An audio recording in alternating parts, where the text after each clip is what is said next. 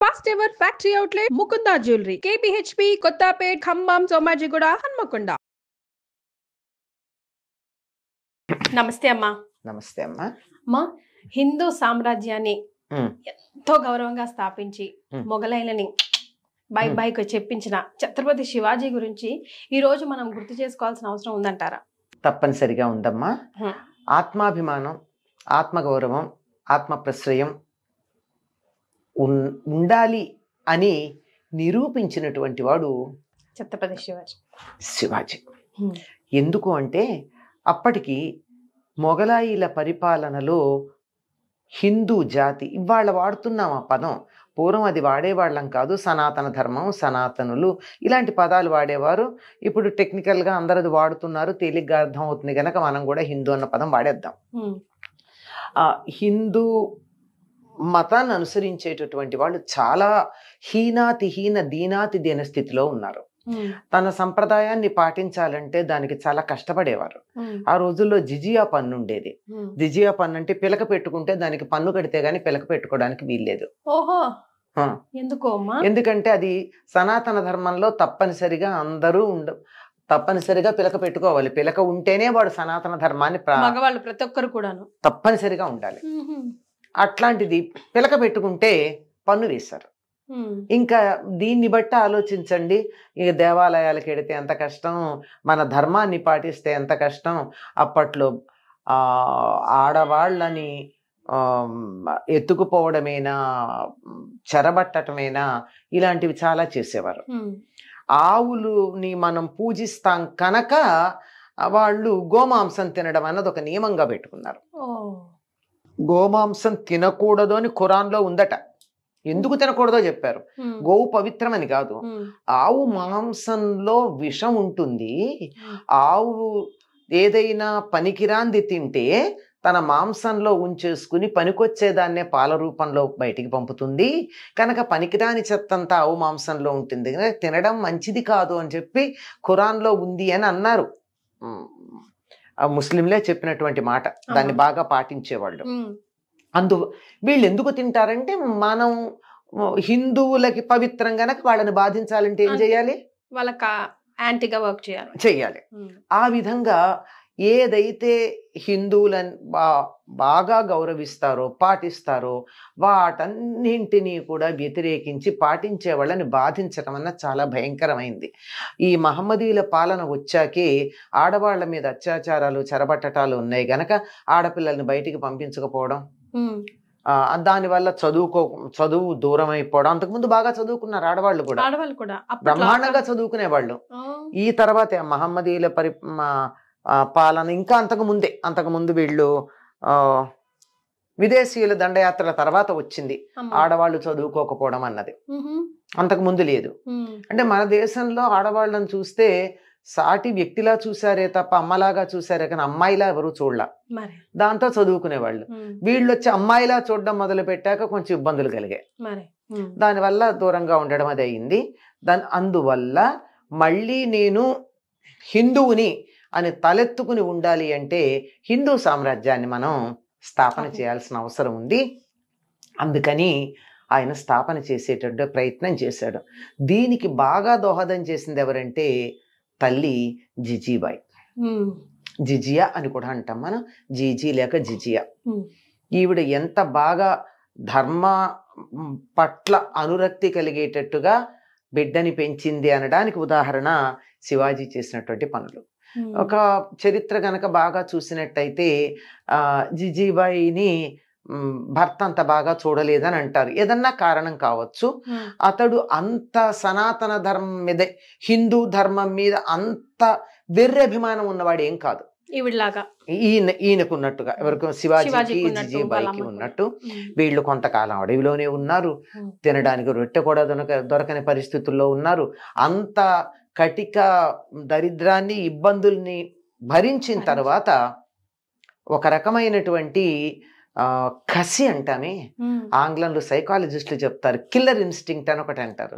అటువంటి దానితో హిందూ సామ్రాజ్యాన్ని స్థాపించాలని బయలుదేరాడు. యువకులందరినీ సేకరించేవాడు. ఎట్లా ఒక్కొక్క గ్రామానికి వెళ్ళి చిన్నతనం నుంచే ఆ గ్రామంలో ఈ హిందూ ధర్మం మీద అభిమానం ఉన్న వాళ్ళందరినీ ఒకటి, వాళ్ళని అక్కడ చాలా గుట్టుగా రహస్యంగా వాళ్ళందరూ చక్కగా ఒక టీమ్గా తయారయ్యేటట్టు అలా ఎక్కడికక్కడ చేసి మొత్తానికి ఒక్కసారిగా తన రాజ్యాన్ని తాను స్థాపించుకుని ఔరంగజేబు అంతటి వాడిని గడగడలాడించాడు. ఎక్కడి నుంచి వచ్చి ఎట్లా యుద్ధం చేస్తాడో తెలియదు. వాళ్ళదంతా ఆర్గనైజ్డ్ యుద్ధాలు. ఇది ఎక్కడి నుంచి చేస్తాడో ఈ టెక్నిక్ ఏమిటో అర్థం కాలేదు వాళ్ళకి. శివాజీ ఎట్లా యుద్ధం చేస్తాడో అన్నది అర్థం కాల. సింహగఢం అనేటటువంటి ఒక కోట ఉంది, దానికి సంబంధించి ఒక కథ కూడా చెప్తారు.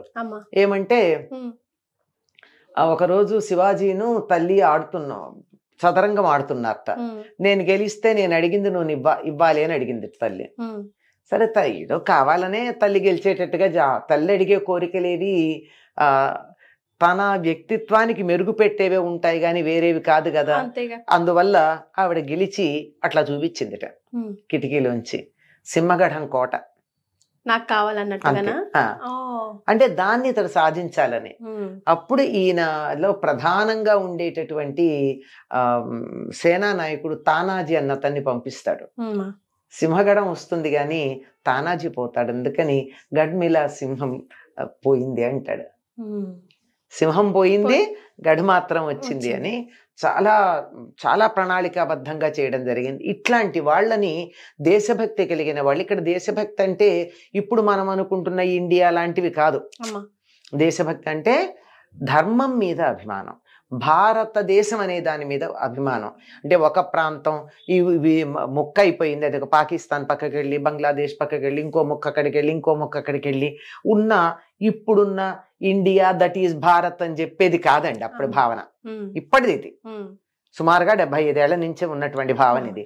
అంతకుముందు ఏదంటే మొత్తం అంత అఖండంగా ఉండేటటువంటి బర్మా ఇదంతా కూడా కలుపుకుని ఇటు పక్క అంతా పాకిస్తాన్, ఆ పక్కనంతా ఉండి నేపాలు, టిబెట్ సరిహద్దుల దాకా ఉన్నటువంటిదంతా భారతదేశంగా పరిగణించబడేది.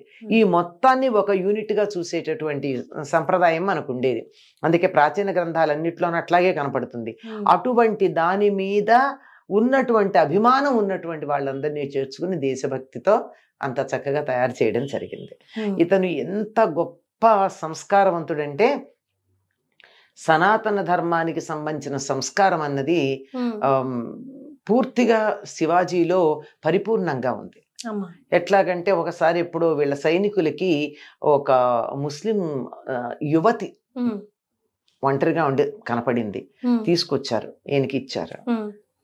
ఇస్తే అదే ముస్లింలు అయితే ఏం చేస్తుండేవారమ్మా, ఒక ఆడపిల్ల కనపడితే అందులో ముస్లిం ఆడపిల్ల కాదు, హిందువుల ఆడపిల్ల అయితే ఇంకా మనం మాట్లాడుకోకూడదు, కానీ ఈయన ఏం చేశాట, ఆవిడకి నమస్కారం చేసి అమ్మా మీరు ఎక్కడికి వెళ్ళాలి, మిమ్మల్ని క్షేమంగా మీ ఇంటికి పంపిస్తామని చెప్పి సైనికులను తోడిచ్చి ఇంటికి పంపించారు. అది కదా హీరో అంటే. అది ఒక నిజమైనటువంటి నాయకుడికి ఉన్నటువంటి లక్షణం, ఒక సనాతన హిందూ ధర్మాభిమానికి ఉండేటటువంటి లక్షణం అది. అట్లా ఉన్నాడు ఈయన. ఎక్కడి నుంచి వచ్చి ఎట్లా యుద్ధం చేస్తాడో తెలియదు. ఇది ఔరంగజేబు కూడా తెలిసి చాలా ఆశ్చర్యపోయాడు. తర్వాత ఎలా యుద్ధం చేస్తాడో తెలియదు కనుక చిట్టెలు కానేవాడు శివాజీ. ఎందుకంటే సన్నగా కొంచెం పొట్టే, మరీ పొడుగైన పర్సనాలిటీ ఏం కాదు, అంటే పెద్ద పెద్ద టోపీ ఉంటుంది పెద్దది కానీ ఉండేది. అంత ఇప్పుడు బాగా యుద్ధం చేసే వాళ్ళు ఎవరు లావుగా ఉండరమ్మా, ఎందుకంటే మంచి వ్యాయామంతో కఠినమైనటువంటి టోన్డ్ అప్ బాడీ ఉంటుంది, కండలు తిరిగి ఉండదు కనుక అంత సన్నగా ఉండి ఎక్కడి నుంచి వస్తాడు ఎటు నుంచి వస్తాడు, ఆ చిట్టెలకు వచ్చి అలా ఇలా ఇలా వెళ్తుందో అలా వచ్చేసి, ఈయనే కాదు ఈయన సైన్యం అంతా కూడా అట్లాగే చేసేది. చేసి ఒక్కసారి ఈయనకి బాగా ఉన్నటువంటి, మనం ఈ రోజుల్లో క్యాచ్ వర్డ్ అంటూ ఉంటామే, ఒక స్లోగన్ జై భవానీ. ఆ భవానీ మాత యొక్క ఖడ్గమే ఆయన దగ్గర ఉంటుంది. ఆవిడ ఈయనకి ప్రసాదించిందని కూడా కొన్ని, మరి నిజమో వాస్తవమో అట్లా చెప్తారు.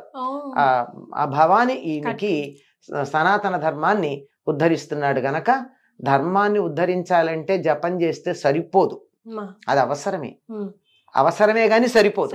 దానికి కావాల్సింది క్రియాశీలకత్వం. క్రియాశీలకత్వం కావాలి గనక ఆ క్రియ కావాల్సింది ఏమిటి, దుష్ట సంహారం చెయ్యాలి అంటే కత్తి కావాలి కనుక కత్తిని ఇచ్చింది అని చెప్తారు. శివాజీ అనగానే మనకు గుర్తొచ్చేటటువంటిది ఆయన చేతిలో ఉన్న కత్తే. Correct correct. నిజంగా ఈ రోజు చాలా ప్రౌడ్ ఫీలింగ్ ఉందమ్మా, ఒకసారి ఆయన జ్ఞాపకాలని నెమరు వేసుకోవడం. ఆయనంతటి పరాక్రమవంతుడు ఆయన కొడుకు సంభాజీ కూడా అంత పరాక్రమవంతుడు. దేశభక్తి నరాన జీర్ణించుకున్నటువంటి వాడు. మరి దేశభక్తి అంటే ఇందాక చెప్పా, ఈ దేశం ఇండియా దట్ ఈస్ భారత్ కాదు, అఖండమైనటువంటి భరతమాత అని ఎవరినైతే మనం అనుకుంటామో అటువంటి సనాతన ధర్మానికి ఆయువు పట్టైనటువంటి మనం మాతృమూర్తిగా భావించేటటువంటి ఈ నేల, ఈ గడ్డ ఏదైతే ఉన్నదో, జననీ జన్మభూమిశ్చ స్వర్గాదపి గరీయసి అని రాముడు ఏది చెప్పాడో అటువంటి జన్మభూమి ఉందే, దాని మీద భక్తి కలిగినటువంటి వాళ్ళం. ఎస్, సూపర్ అమ్మా, చాలా సంతోషం, ధన్యవాదాలు.